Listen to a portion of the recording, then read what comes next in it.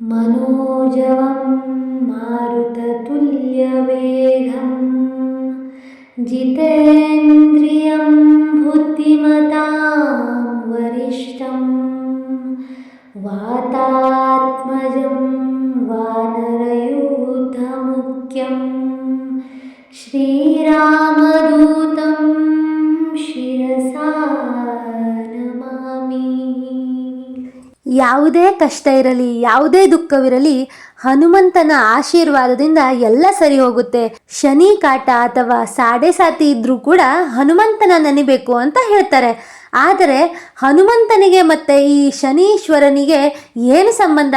ಹನುಮಂತನ ಪೂಜೆನ ಮಾಡೋದ್ರಿಂದ ಯಾಕೆ ಸಾಡೆ ಸಾತಿ ಶನಿಯ ಪ್ರಭಾವ ನಮ್ಮ ಮೇಲೆ ಬೀಳೋದಿಲ್ಲ ಅನ್ನೋದ್ರ ಬಗ್ಗೆ ಒಂದು ಸುಂದರ ಅದ್ಭುತವಾದ ಕಥೆ ಇದೆ. ಈ ಕಥೆಯ ಶ್ರವಣ ಮಾತ್ರದಿಂದಲೇ ಶನಿಯ ಪ್ರಭಾವ ಕಮ್ಮಿಯಾಗಿ ಹನುಮಂತನ ಆಶೀರ್ವಾದದಿಂದ ಅಂದುಕೊಂಡಂತಹ ಎಲ್ಲ ಕೆಲಸಗಳು ಸುಸೂತ್ರವಾಗಿ ಜರುಗುತ್ತೆ.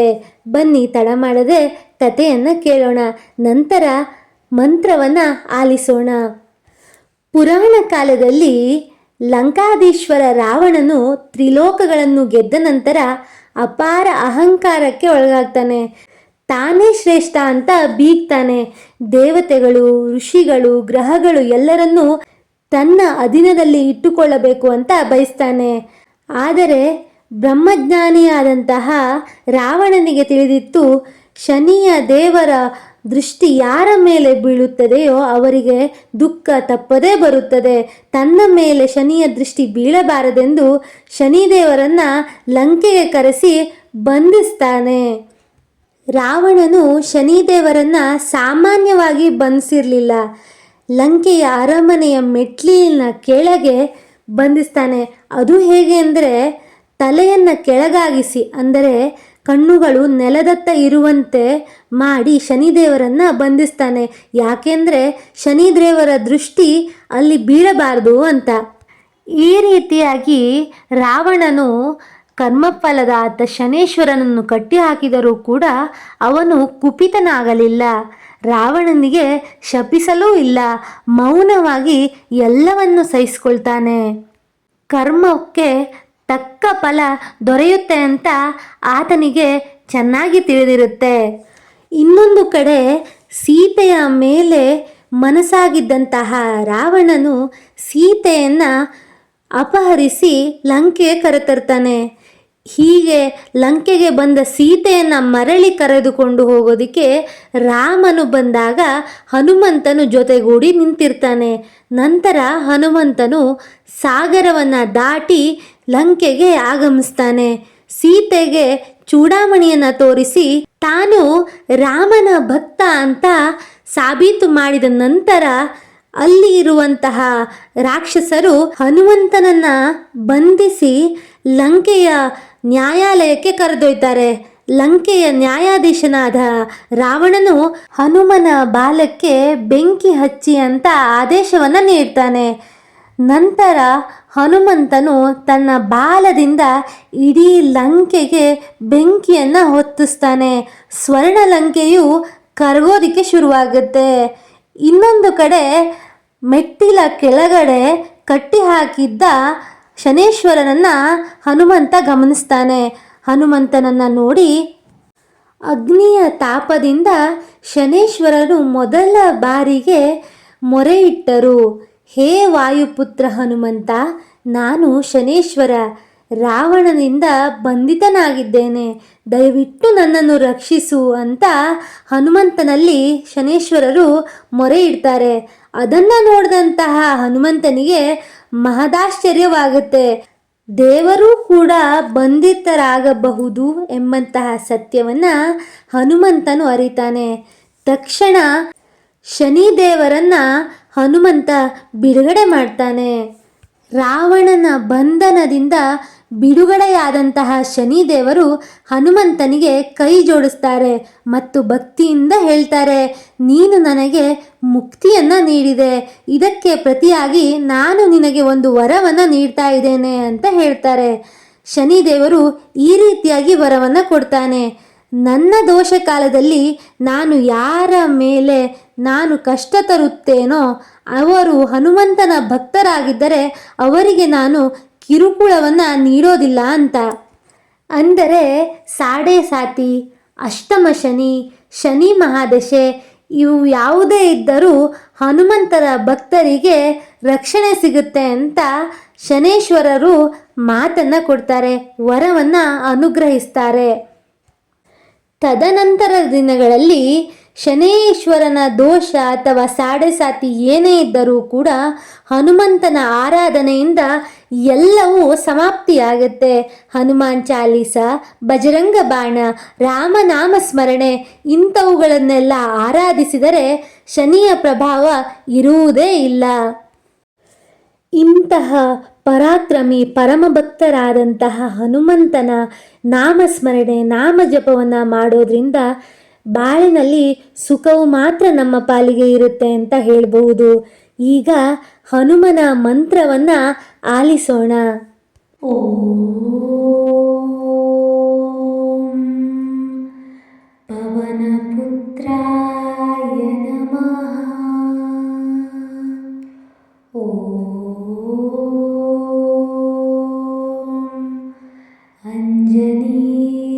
ಅಂಜನೀಪುತ್ರಾಯ ನಮಃ.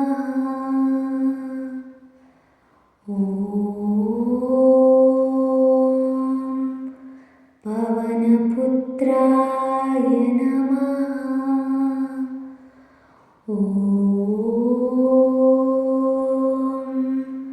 ಅಂಜನೀಪುತ್ರಾಯ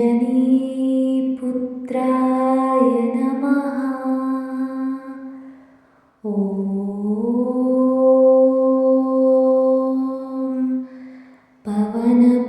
ಪವನಪುತ್ರಾಯ ನಮಃ.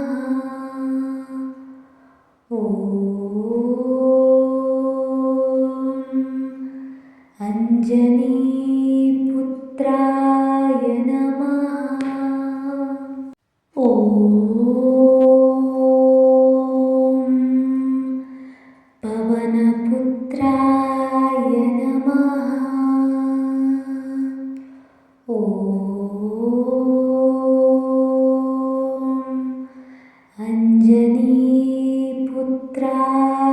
ನಮಃ.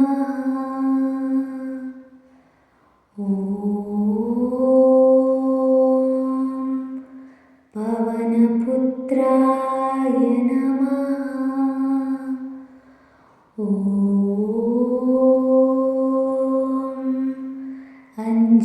ಅಂಜನೀಪುತ್ರಾಯ ನಮಃ. ಪವನಪುತ್ರಾಯ ನಮಃ. ಅಂಜನೀಪುತ್ರಾಯ ನಮಃ.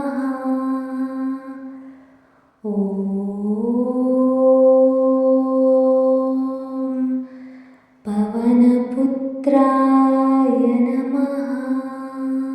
ನಮಃ.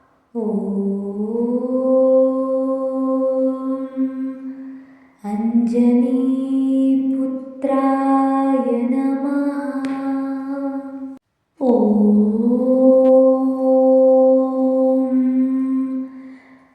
ಪವನಪುತ್ರಾಯ ನಮಃ.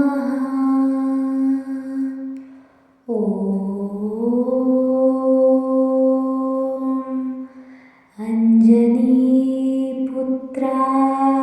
ನಮಃ.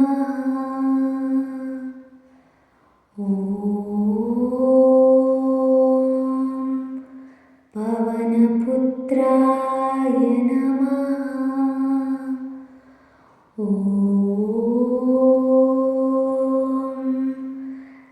ಅಂಜನೀಪುತ್ರಾಯ ನಮಃ.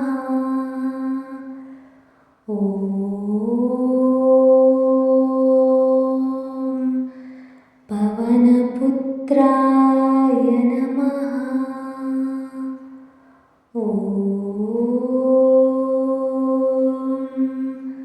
ಅಂಜನೀಪುತ್ರಾಯ ನಮಃ.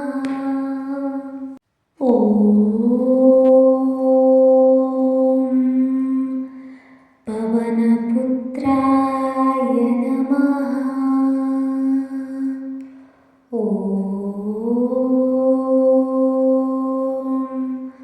ಅಂಜನೀಪುತ್ರಾಯ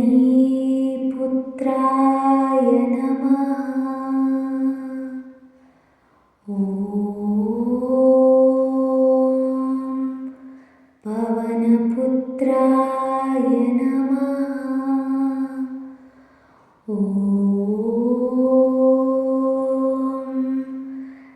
अंजनीपुत्राय नमः। ॐ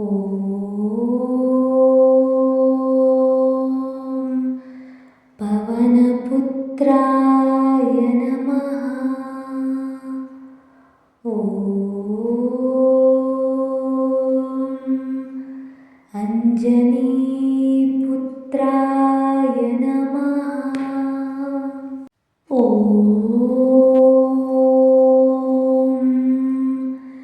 पवनपुत्राय नमः। ॐ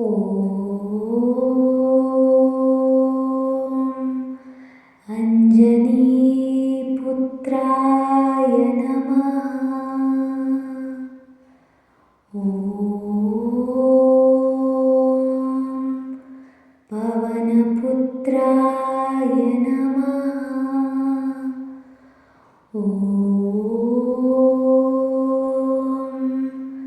अंजनीपुत्राय नमः। ॐ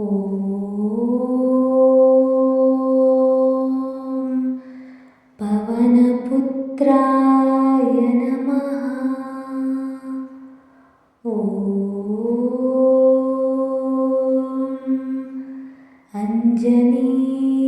अंजनीपुत्राय नमः। ॐ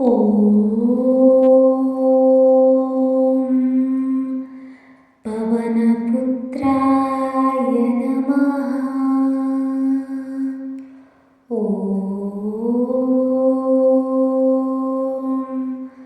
अंजनीपुत्राय नमः। ॐ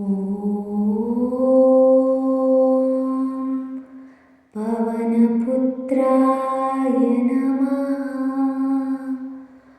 ॐ अंजनीपुत्राय नमः। ॐ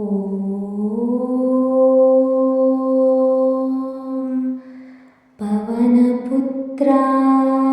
नमः। ॐ अंजनीपुत्राय नमः। ॐ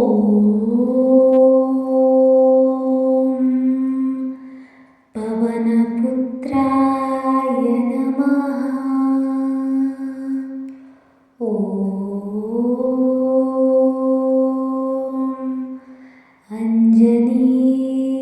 अंजनीपुत्राय नमः। ॐ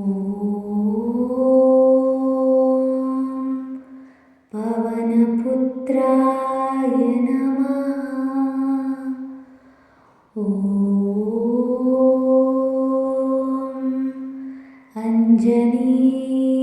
अंजनीपुत्राय नमः। ॐ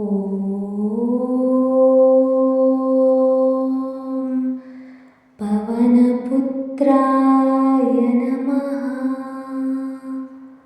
ॐ अंजनीपुत्राय नमः। ॐ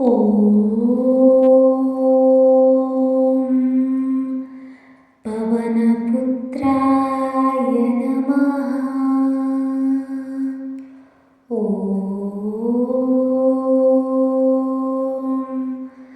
अंजनीपुत्राय नमः।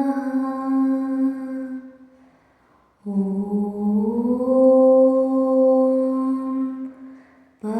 पवनपुत्राय नमः। ॐ अंजनीपुत्राय नमः। ॐ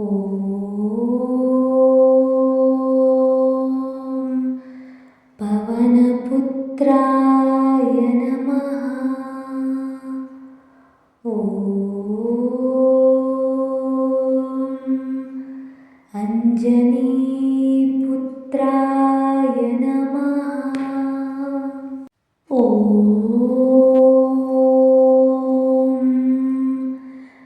पवनपुत्राय नमः। ॐ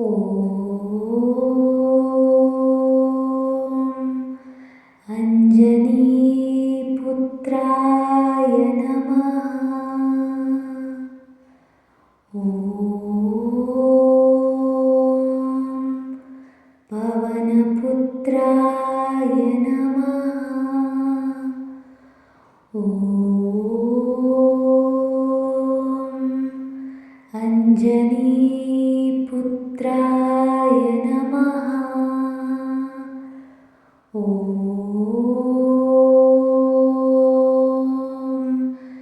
पवनपुत्राय नमः। ॐ अंजनीपुत्राय नमः। ॐ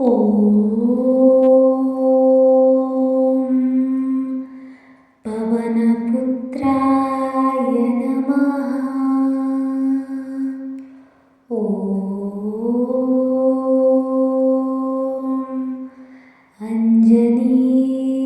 अंजनीपुत्राय नमः। ॐ पवनपुत्राय नमः। ॐ अंजनीपुत्राय नमः। ॐ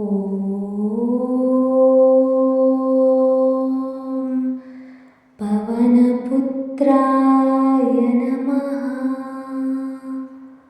ॐ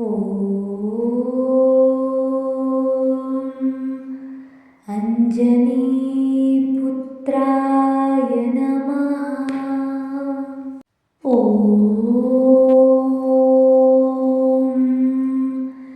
पवनपुत्राय नमः।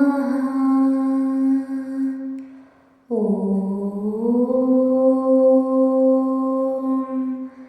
अंजनीपुत्राय नमः। ॐ पवनपुत्राय नमः। ॐ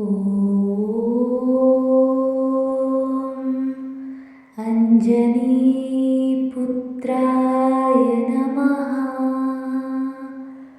ॐ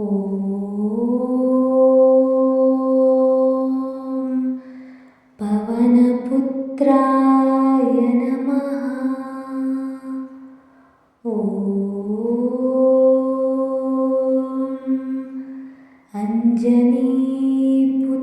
अंजनीपुत्राय नमः। ॐ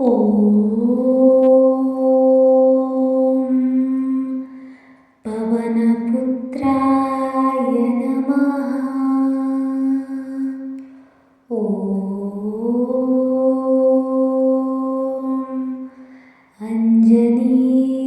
अंजनीपुत्राय नमः। ॐ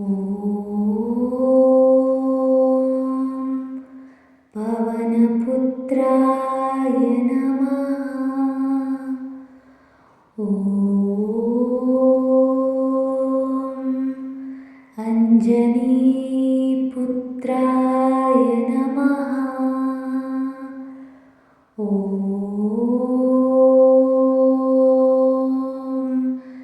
पवनपुत्राय नमः। ॐ अंजनीपुत्राय नमः। ॐ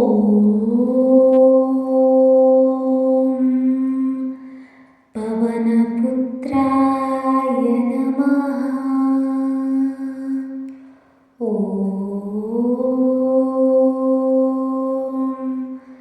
अंजनीपुत्राय नमः। ॐ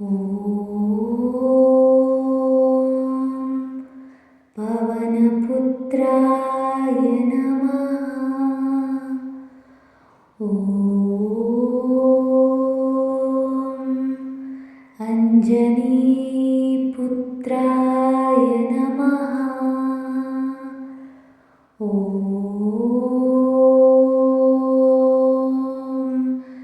पवनपुत्राय नमः। ॐ अंजनीपुत्राय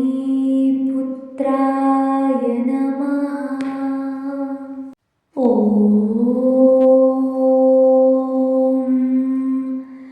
पवनपुत्राय नमः।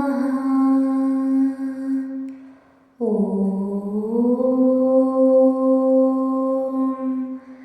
अंजनीपुत्राय नमः। ॐ पवनपुत्राय नमः। ॐ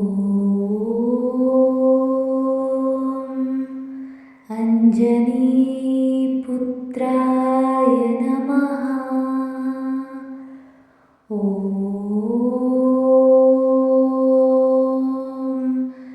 पवनपुत्राय नमः। ॐ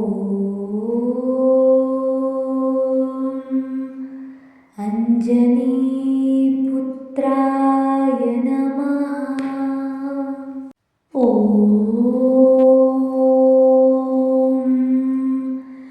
पवनपुत्राय नमः। ॐ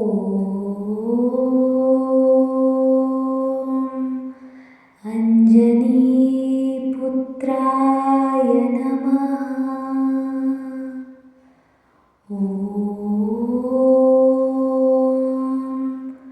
पवनपुत्राय नमः। ॐ अंजनीपुत्राय नमः। ॐ